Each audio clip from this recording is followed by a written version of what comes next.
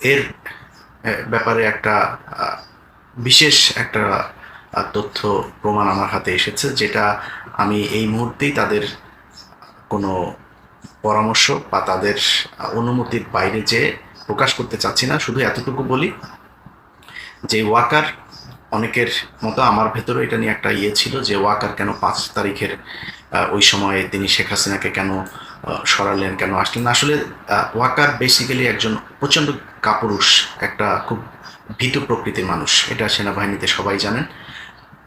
এই ভীতু প্রকৃতির মানুষ হওয়ার কারণেই তিনি 5 তারিখে